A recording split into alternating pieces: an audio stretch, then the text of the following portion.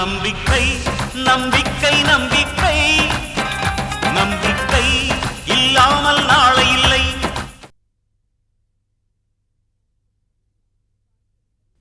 வாழ்க்கையில எப்படியாவது பெரிய ஆளாகணும், சில விஷயங்களை சாதிக்கணுங்கிற வெறி எனக்குள்ள இருக்கு. எல்லாத்துக்கும் மேல கடவுளோட ஆசீர்வாதம் உனக்கு நிறைய இருக்கம்மா. அது இல்லாம என்னதான் திறமை இருந்தாலும் முன்னுக்கு வரவே முடியாது. இதெல்லாம் நீ செஞ்ச புண்ணியம் தான் நந்தினி. அப்பா, சிந்தாமணியையும் வசந்தையும் பழி வாங்கணுங்கிறது மட்டும் என்னோட நோக்கம் இல்ல. இந்த கம்பெனிய இன்னும் பெரிய நிறுவனமா மாத்துவேன். அதுக்கான எல்லா ஏற்பாடுகளையும் நான் செஞ்சுக்கிட்டு இருக்கேன். இன்னொரு ஸ்பெஷல் நியூஸ். கூடிய சீக்கிரம் அந்த சிந்தாமணியோட கம்பெனிய நாம வாங்க போறோம். குட் நந்தினி, இந்த கம்பெனியை பொறுத்த வரைக்கும் நீ என்ன முடிவு எடுத்தாலும் எனக்கு பூர்ண சம்மதம் தான். நான் வெறும் மேற்பார்வையாளர் தான். I am just an observer. Go ahead, பூந்து விளையாடுமா நீ. May come in madam? Yes, come in. வணக்கம் மேடம். மேடம், நீங்க கேட்ட மாதிரி சிந்தாமணி குடும்பத்தோட முழு சொத்து விவரத்தையும் சேகரித்து வச்சிருக்கேன். Very good Jayaram. ஆனா இந்த விஷயம் ரகசியமா இருக்கட்டும். என்கிட்ட வேலை செய்யறவங்க சம்பளத்துக்காக வேலை செய்யக்கூடாது, சாதிக்கணுங்கிற வெறியோட வேலை செய்யணும். கவலைப்படாதீங்க, உங்களுக்கு எந்த பாதிப்பும் வராம நான் பாத்துக்கிறேன். Thank you madam. சிந்தாமணி குடும்பத்துக்கு சொத்து குவிக்கிற 2 கம்பெனி. ஒன்று சிந்தாமணி என்டர்பிரைசஸ் கம்பெனி, அதில் வசந்தும் சிந்தாமணியும் பார்ட்னராக இருக்காங்க. 2வது சிந்தாமணி டெக்ஸ்டைல்ஸ் யூனிட், அது திருப்பூர் பக்கத்தில் தான் மேடம் இருக்குது. அதில் தயார் பண்ணுற துணிங்கள்லாம் வட இந்தியாவுக்கு சப்ளை பண்ணுறாங்க. இந்த கம்பெனிலேருந்து தான் ஃபுல்லாக சப்ளை பண்ணுறாங்க. அது மட்டும்தான் வசந்த் பேரில் இருக்குது மேடம். சிந்தாமணி குடும்பத்தையே தாங்கி நிற்கிற பெரிய தூண் அந்த சிந்தாமணி டெக்ஸ்டைல் யூனிட் தான் மேடம். அந்த தூண் விழுந்தா அந்த சிந்தாமணியோட கோட்டை செதறி போயிடும்ல? ஆமாம் மேடம். அவங்க ஃபேமிலி மெம்பர் பற்றிலாம் விசாரிச்சிருக்கேன். அவங்க மனைவி பேர் வேண்டாம் வேண்டாம், அந்த விவரம்லாம் எனக்கு தேவையில்லை. சிந்தாமணியும் வசந்தும் தான் எனக்கு பகை, அவரோட மனைவி இல்ல. பாவம் அந்த பொண்ணு. அந்த குடும்பத்தை பத்தி சரியா தெரியாம கழுத்தை நீட்டிட்டா. அவ வாழ்க்கையில நாம எதுக்காக குறுக்கிடணும்? ஆனா ஒண்ணு மட்டும் நிச்சயம், வசந்த் வாழ்க்கையில நான் ஏற்படுத்த போற பாதிப்பு கண்டிப்பா அவர் மனைவியும் பாதிக்கும்னு எனக்கு தெரியும். ஆனா என்ன பண்ண முடியும்? புயல் வீசும்போது, வேரோட மரங்கள் சாயும் போது சில பூக்கள் உதிரத்தானே செய்யும். எனிவே, அத பத்தியெல்லாம் நான் கவலைப்பட முடியாது. You may go now. Thank you madam. Nandini, நீ நடத்துறது ஒரு தர்ம யுத்தம். தொடர்ந்து போராடு. Go ahead, come on. கல்யாணம் ஆகி கொஞ்ச நாள் கூட ஆகல, இவர் எப்படி நான் என்னால பிரிஞ்சிருக்க முடியும்? எனக்கு புரியுது அருணா, ஆனா இந்த மாதிரி வாய்ப்பு எல்லாருக்கும் கிடைக்காது. 1 வருஷம் தானே. இந்த ட்ரைனிங் மாப்பிள்ள போயிட்டு வந்தா அவரோட ஸ்டேட்டஸே மாறிடும். வேண்டாண்ணா, இவரை வெளிநாடு அனுப்புறதுல எனக்கு கொஞ்சம் கூட விருப்பம் இல்லை. அதுவும் இல்லாம இவரை பிரிஞ்ச என்னால எப்படி நான் இருக்க முடியும்? அருணா, இந்த ட்ரைனிங்குக்கு ஒன்று நான் போனோம், இல்லை பிரேம் போனோம். நிறைய செலவாகும். இவ்வளோ செலவு பண்ணி 3வது மனுஷனை அனுப்புறதுக்கு நம்ம குடும்பத்திலேயே ஒருத்தர் அனுப்புனா நல்லது இல்லையா? இந்த ட்ரைனிங் மட்டும் மாப்பிள்ளை முடிச்சுட்டு வந்துட்டா அவருக்கு ஒரு பெரிய எதிர்காலமே காத்துட்டு இருக்கு. அது மட்டும் இல்லை, இப்போ ஆரம்பிக்க போற புது கம்பெனியை மாப்பிள்ளை பேர்லயே ஆரம்பிச்சிடலான்னு அம்மா சொல்லியிருக்காங்க. எனக்கு அந்த மாதிரி ஆசைலாம் ஒன்றும் கிடையாது.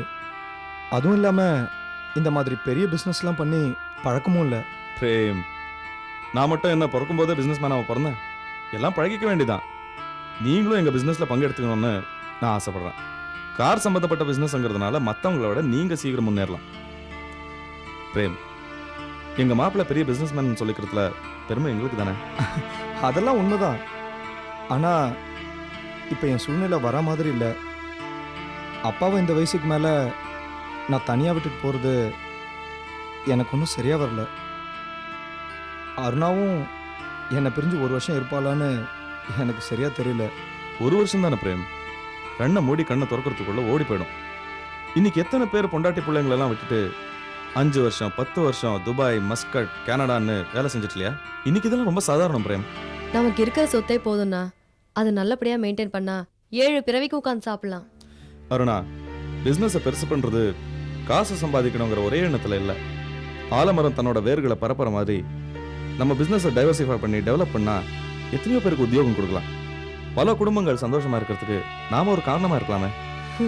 மத்தவங்க சந்தோஷத்துக்காக ஏன் வீட்டுக்காரரை வெளிநாடு அனுப்ப முடியாது? பெரிய போராட்டத்துக்கு அப்புறம் இப்பதான் நாங்க கல்யாணம் பண்ணிட்டு இருக்கோம். அதுக்குள்ள நாங்க பிரியணுமா? அருணா, இந்த பிசினஸை மட்டும் நம்ம ஆரம்பிச்சிட்டோம்னா வருஷத்துக்கு பல கோடி ரூபாய் ப்ராஃபிட் சம்பாதிக்கலாம். நம்ம காம்படிட்டர்ஸ் எல்லாம் இந்த ஆப்பர்ச்சுனிட்டி நமக்கு கிடைக்காதான்னு ஏங்கிட்டு இருக்கும்போது நாம இந்த ஆப்பர்ச்சுனிட்டியை மிஸ் பண்ணணுமான்னு தான் யோசிக்கிறேன். நீங்க 2 பேரும் இப்போவே முடிவு சொல்ல வேண்டாம். நல்லா யோசிங்க, டைம் எடுத்துக்கங்க, அப்புறம் ஒரு நல்ல முடிவா சொல்லுங்க. வரமா ம். அருணா, நான் எது செஞ்சாலும் உன்னோட நல்லதுக்கு தான் செய்வேன். அதை மட்டும் மனசுல வச்சுக்கோ.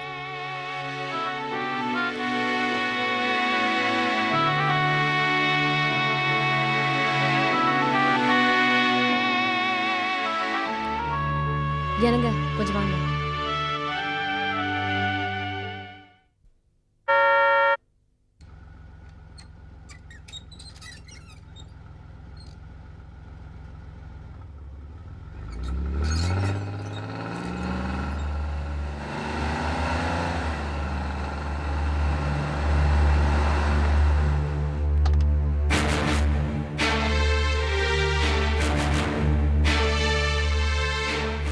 என்ன மம்மி, நான் இவ்வளவு டென்ஷனா வரேன், நீங்க பாட்டுக்கு ஜாலியா உட்கார்ந்துட்டு இருக்கீங்க.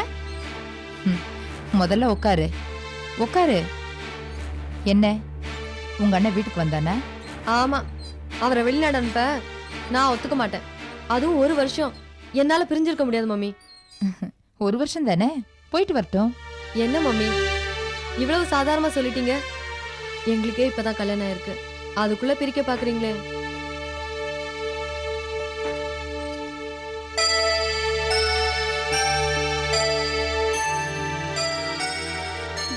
வாங்க அண்ணி. ம். அத்தை ஜூஸ் எடுத்துக்கோங்க. அண்ணி நான் உங்களுக்கு போய் எடுத்துட்டு வரேன். நில்லுங்க, ஜூஸ் கொண்டு வரது இருக்கட்டும். எங்க வீட்டுக்காரரை வெளிநாடு அனுப்ப சொல்லி எங்க அண்ணன் கிட்ட நீங்க தான் சொன்னீங்களா? நான் ஏன் அண்ணி சொல்ல போறேன்? அருணா, மாப்பிள்ளைய வெளிநாட்டுக்கு அனுப்பணும்னு நானும் உங்க அண்ணனும் தான் முடிவு பண்ணோம். அண்ணன் போகட்டுமே மம்மி, இவருக்கு பெரிய பிசினஸ்லாம் பண்ணி பழக்கம் கிடையாது. இவர் போய் என்ன பண்ண போறாரு? அருணா, இந்த ஜூஸை குடி. இதெல்லாம் ஒண்ணும் வேண்டாம் மம்மி. ம். ஜெயந்தி, எனக்கு ஜூஸ் எடுத்துட்டு வா. சரி அத்தை. அருணா, நான் எது செஞ்சாலும் உன் நன்மைக்கு தான் செய்வேன்னு நீ நம்புறல்ல? நம்புறேன் மம்மி. எங்க வீட்டுக்காரர் அனுப்புறதுக்கு பதிலா அண்ணன் அனுப்பலாமே. அருணா, நம்ம கிட்ட இருக்கிற இவ்வளோ சொத்தும் உனக்கும் உங்க அண்ணனுக்கும் தான். அதுவும் இல்லாம நம்ம கம்பெனியும் டெக்ஸ்டைல் மில்லும் தவிர மீதி இருக்கிற அசைய சொத்துக்கள் எல்லாம் உன் பேர்ல தான் நான் வாங்கி வச்சிருக்கேன். அப்படி இருக்கும்போது இதையெல்லாம் நிர்வாகம் பண்ற தகுதி உன் வீட்டுக்காருக்கு வர வேண்டாமா? அழுக்கு சட்டையை போட்டுக்கிட்டு இன்னும் எத்தனை நாளைக்கு தான் மெக்கானிக் ஷிப்லேயே கிடப்பாரு? அவரும் கோட் சூட்லாம் போட்டுக்கிட்டு ஒரு முதலாளி அந்தஸ்துக்கு உயர வேண்டாமா? அதுக்கு தான் அண்ணன் இருக்காரு மம்மி, அவர் கம்பெனியை பார்த்துக்கிட்டா போதாதா? நீ இன்னும் குழந்தையாவே இருக்கிற அருணா. உங்க அண்ணன் முன்ன மாதிரி நமக்கு மட்டும் சொந்தம் இல்லை, அவனுக்குன்னு உறவு வந்தாச்சு. நாளைக்கு சொத்தை பிரிக்கும் போது கம்பெனி நிர்வாகம் யாருக்குன்னு வரும்போது பிரச்சனைகள் வரலாம். உன் வீட்டுக்காரும் அத்தனை வேலைகளும் கத்திட்டு இருந்தா நல்லது தானே?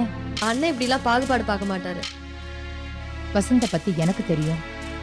ஆனா ஜெயந்தியோ ராமையாவோ உங்க அண்ணன் மனசை மாத்திட்டா நாளைக்கு பணம் காசுன்னு வரும்போது பாசம் பின்னுக்கு தள்ளப்படும். அது எப்படி மம்மி? எங்க வீட்டுக்காரர் ராமையாக்கு புள்ள தானே. அப்படி இருக்கும்போது மகனையும் மகளையும் ஒரே மாதிரி தானே பாப்பாரு. அங்க தாண்டி நீ தப்பு பண்ற.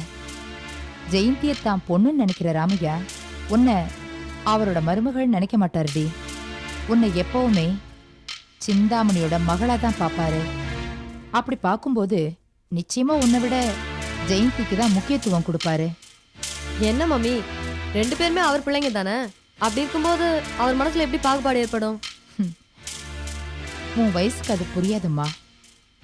தான் புள்ள வீடு வாங்குறத விட தான் மருமகன் வீடு வாங்குறதுல தான் எந்த தாய்க்கும் சந்தோஷம் இருக்கும். அதுக்கு காரணம் தான் மகன் வீடு வாங்கினா அது ஆள போறவ எங்கிருந்தோ வந்தவ தானங்கிற ஆதங்கம். தான் மருமகன் வீடு வாங்கினா ஆள போறது தான் பொண்ணு தானேங்கிற ஒரு சந்தோஷம். இது எல்லா இடத்துலயும் நடக்கிறது தானே. இதே மென்டாலிட்டி தான் ராமையாவுக்கும் இருக்கும். அதனால தான் சொல்றேன், உன் வீட்டுக்காரருக்கும் ஒரு மரியாதை வரணும்னு நான் நினைக்கிறேன். அவர் வெளிநாட்டுக்கு போய் தொழில் தெரிஞ்சுக்கிட்டு வரட்டும். அப்புறம் உன் பேர்லயே பெரிய கம்பெனி ஆரம்பிச்சிடுவோம். மம்மி நீங்க சொல்றத நினைச்சா எனக்கு சந்தோஷமா இருக்கு. ஆனா ஒரு வருஷம் அவரை பிரியணுமேன்னு பாக்குறேன். மாப்பிள்ளை வெளிநாட்டுக்கு அனுப்புறதுல நமக்கு இன்னொரு நன்மையும் இருக்கு. அவர் இங்க இருக்கிற வரைக்கும் ராமையாவை விட்டு கொடுக்க மாட்டாரு. அவர் வெளிநாடு போயிட்டா ராமையாவை நம்ம வழிக்கு ஈஸியா கொண்டு வந்துடலாம். அப்பவும் அடங்கலைன்னா வீட்டை விட்டு விரட்டிடலாம். உனக்கும் நிம்மதி கிடைக்கும். சரி மம்மி, அப்படின்னா இன்னைக்கே அவர்கிட்ட பேசி சம்மதம் வாங்கிடுறேன். ம். ஆ, ராமையா ஏதாவது சொன்னாரா? அண்ணன் வரும்போது அந்த ஆள் வீட்டில் இல்லை மம்மி, அப்பாவை கேட்டு முடிவு பண்ணலான்னு என் வீட்டுக்காரர் சொல்லிட்டார். ம்.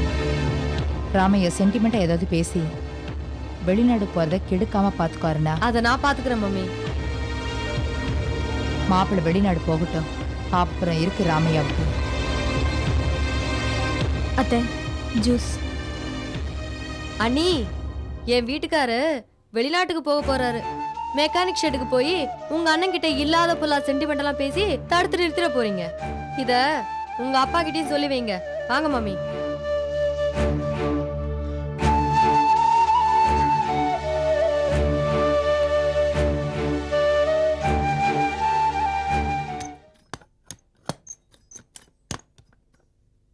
என்னங்க?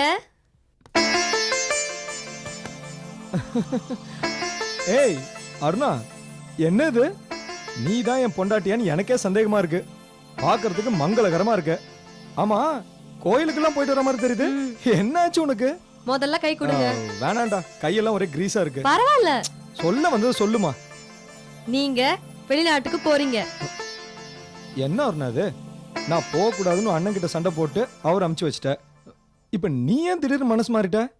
அதுக்கப்புறம் தாங்க நானும் யோசிச்சு பார்த்தேன். எத்தனையோ பேரு வெளிநாட்டுக்கு போக முடியல ஏங்கிட்டு இருக்காங்க.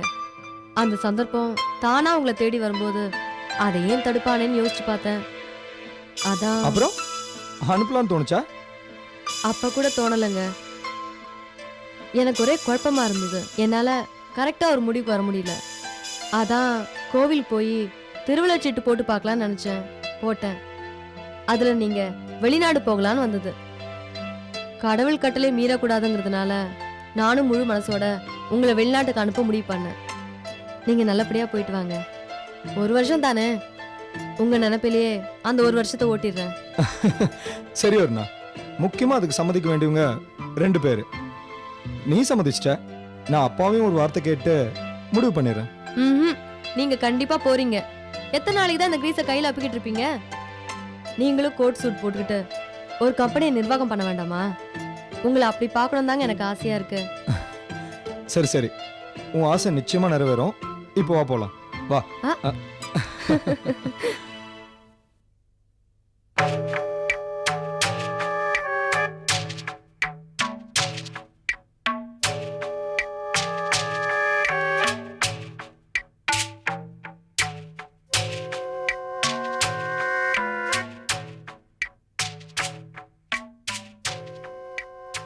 அப்பா, என்னப்பா சொல்றீங்க? நீ போய்த்தான் ஆகணுமாப்பா? என்னப்பா இப்படி ஒரு கேள்வி கேட்குறீங்க? நான் ஃபாரின் போகிறதுல உங்களுக்கு விருப்பம் இல்லையா? விருப்பம் இல்லைன்னு நான் சொல்லலை. ஜெயந்தியும் உன்னையும் விட்டு நான் பிரிஞ்சதே இல்லைப்பா. ஜெயந்தி இந்த வீட்டை விட்டு போனதுலேருந்து என் மனசு ரொம்ப உடஞ்சி போச்சு. பொம்பளை புள்ள என்னைக்கு இருந்தாலும் நமக்கு சொந்தம் இல்லைன்னு என்ன நானே தேர்த்திக்கிட்டேன். இப்போ எனக்கு இருக்கிறது நீ ஒருத்தந்தான்ப்பா ஆதரவு. நீயும் போயிட்டா அனாதை ஆயிடணும்னு ரொம்ப பயமா இருக்குப்பா. அப்பா, நாங்கள்லாம் உங்களுக்கு இருக்கும்போது ஏன்பா அப்படி அனாதைகநாதெல்லாம் பேசிட்டு இருக்கீங்க? அதுக்கு இல்லைப்பா, உன் கையால் கொள்ளி வாங்குற பாக்கியம் கூட எனக்கு இல்லாமல் போயிடுமோன்னு பயமா இருக்குப்பா. அப்பா, என்ன பேசுறீங்க நீங்க? உங்களுக்கு அந்த மாதிரிலாம் ஒன்றும் ஆகாது. ஏய், எனக்கு வயசாச்சு, உடம்பு தளர்ந்து போச்சு. இன்னும் எத்தனை நாள் நான் உயிரோடு இருக்க போறேன்? ஏய் பிரேம், இந்த உலகத்தில் கோடிக்கணக்கான மனுஷங்க இருக்கலாம், ஆனால் எனக்குன்னு இருக்கிறது நீ ஒருத்தன் தான்டா. உன் மடியில தான் உயிரை விடணும்னு நான் நினைக்கிறேன். அது தப்பா? என்னப்பா நீங்க நல்ல விஷயம்லாம் பேசும்போது உங்களுக்கு ஏன் இந்த மாதிரி எண்ணெல்லாம் வருது? வயசாச்சேப்பா, தைரியம் குறைஞ்சு போச்சு. அம்மாவுக்குரிய மனசு இல்லாம தவிக்குதே குழந்தை, அந்த நிலைமையில நான் இருக்கேன்ப்பா. உன் பிரிவை தாங்கக்கூடிய சக்தி என் மனசுக்கு இல்லப்பா. அப்பா இப்ப எதுக்குப்பா இப்படி வருத்தப்படுறீங்க? இப்ப என்ன, நான் உங்களை விட்டு போக கூடாது அவ்வளவுதானே? நான் ஃபாரின் போலப்பா, போதுமா?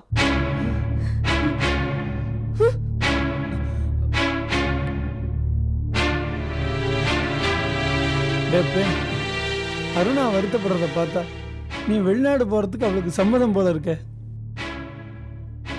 சம்மதம் தான்ப்பா. 1 வருஷம் போயிட்டு வந்துட்டா எனக்கு ஒரு பெரிய வாழ்க்கை இருக்குன்னு அவன் நினைக்கிறா. இருந்தாலும் நான் அதை பத்திலாம் கவலைப்பட போறது இல்லப்பா. அப்பா, எனக்கு உங்க விருப்பம் தான் ரொம்ப முக்கியம்.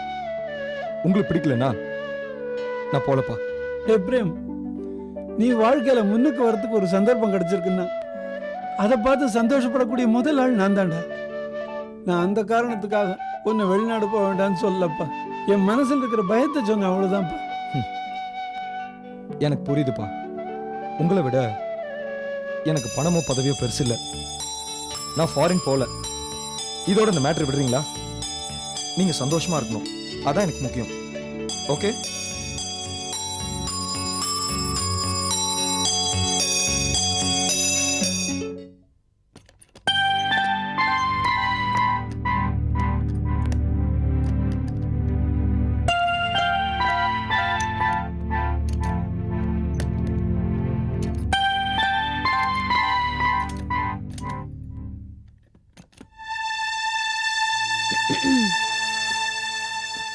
ஹலோ, நான் வந்திருக்கேன்.